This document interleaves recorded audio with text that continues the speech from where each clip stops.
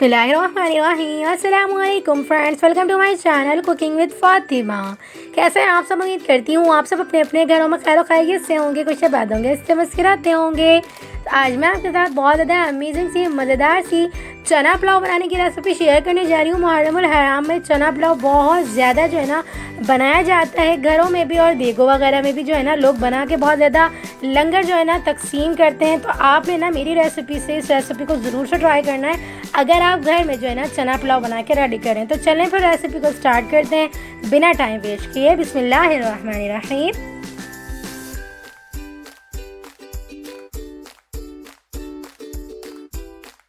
तो सबसे पहले हमने यहाँ पे चावल ले लिए हुए हैं। चावल को हमने धोकर अच्छे से जो है ना तकरीबन 2 से ढाई घंटे के लिए भिगोकर रख देना है। तो चावल मैंने ना कायनात सफ़ीना के लिए हैं, यानी कि बासमती राइस जो है ना मैंने यहाँ पर लिए हैं। और यहाँ पर मैंने 750 ग्राम्स के करीब यहाँ पर मैंने चावल ले लिए हुए हैं, यानी कि 750 ग्राम्स के करीब यहाँ पे मैंने आधा किलो से थोड़ा सा ऊपर यहाँ पर मैंने चावल ले लिए हुए हैं। चावल को हमने अच्छे से धो लिया था। अब हम इसे जो है ना 2.5 से 2 घंटा के लिए अच्छे से भिगोकर रख देंगे। देख सकते हैं आप चावल कितने बड़े बड़े हुए हैं, लेकिन अभी हम इसे भिगोएंगे ना तो ये और भी ज़्यादा बड़े हो जाएंगे।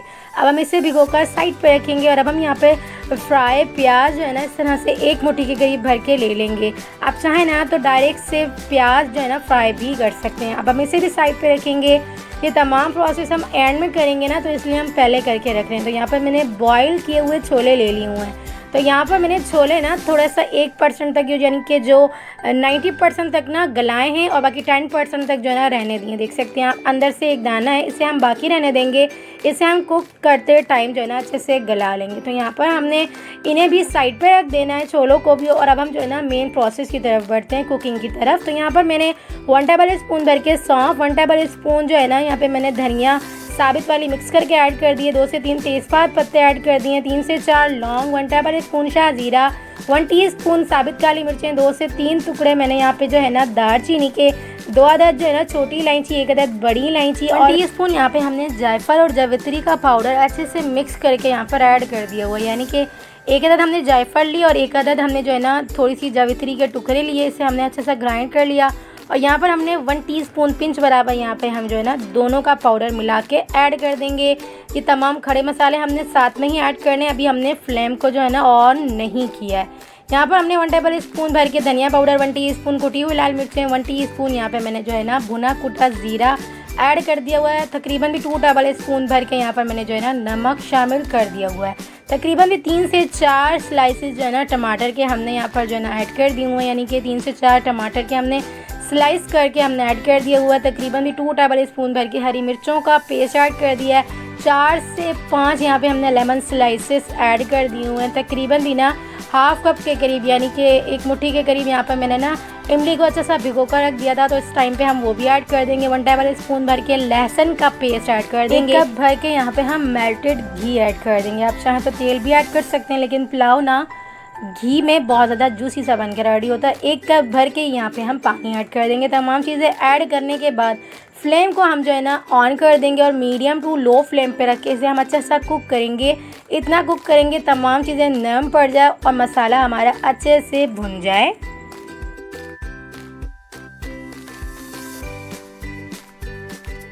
मसाला हमारे भुनने लगेगा ना तो इसके अंदर हम यहाँ पे तकरीबन भी 100 ग्राम्स के करीब दही शामिल कर देंगे, ताकि दही का भी पानी ना तमाम एक साथ ही अच्छे से ड्राई हो जाए। यानी कि तमाम टमाटर वगैरह का भी और दही का भी पानी इकट्ठा ही जो है ना खुश्क हो जाए और मसाला भी हमारा अच्छे से भुन जाए।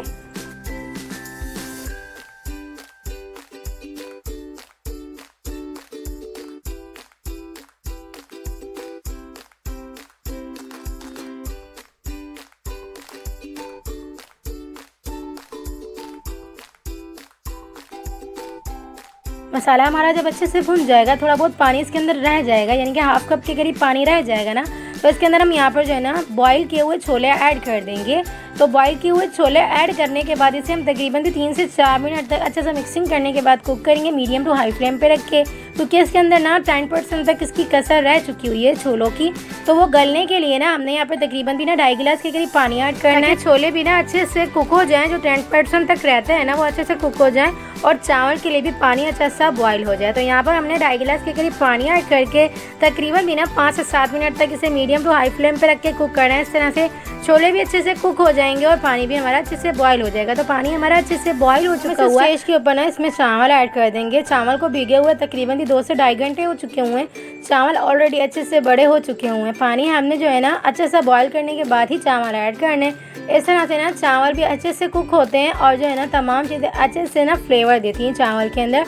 तो यहाँ पर हमने चावल ऐड कर दिया हुआ है, अच्छे से मिक्स करेंगे और ढक्कन खोल के इसे हमने तकरीबन दीना 15 से 20 मिनट तक मीडियम टू लो फ्लेम पे रख के कुक करना है। इस तरह से चावल अच्छे से कुक होना स्टार्ट हो जाएगा। याद रखिएगा चावल हमेशा दम के अंदर पकता है। इस टाइम पे चावल जो है ना हाफ डन होता है, लेकिन फुल डन ना सिर्फ और सिर्फ दम में ही होता है। जब तमाम पानी हमारा अच्छे से ड्राई हो जाएगा, हाफ से भी कम कप के करीब यहाँ पे हमारा पानी जो है ना वो रह जाएगा चावल के अंदर। तो यहाँ पर हम इस स्टेज के ऊपर ना यहाँ पे 3 से 4 साबित हरी मिर्चें ऐड कर देंगे। धनिया और पुदीना जो है ना चॉप किया हुआ ऐड कर देंगे। इसके बाद हम इसे ना तकरीबन भी 10 मिनट का दम लगाएंगे। 10 मिनट का दम लगाने के बाद इसका हम जो है ना ढक्कन हटा के इसके अंदर कुछ एक मेन इंग्रेडिएंट्स ऐड करेंगे। उसके बाद दोबारा से हम इसका जो है ना कवर करके तकरीबन भी 10 मिनट तक और भी कुक करेंगे। इस तरह से 20 मिनट के प्रोसेस में हमारे चावल अच्छे से कुक हो जाएंगे, अच्छे से दम हो जाएंगे। तो 10 मिनट हो चुके हुए हैं। अब हम इस स्टेज के ऊपर यहाँ पर जो है 20 स्पून के करीब यहाँ पे हम जर्दा फूड कलर ऐड कर देंगे। फूड कलर ऐड करने के साथ ही हमने यहाँ पे जो है ना फ्राई प्याज भी ऐड कर देनी है, जो कि मैंने आपको शुरू में दिखाई थी। तो हम तमाम प्याज ना थोड़ी थोड़ी करके ऐड कर देंगे। तो उसके बाद दोबारा से 10 मिनट का दम लगा देंगे।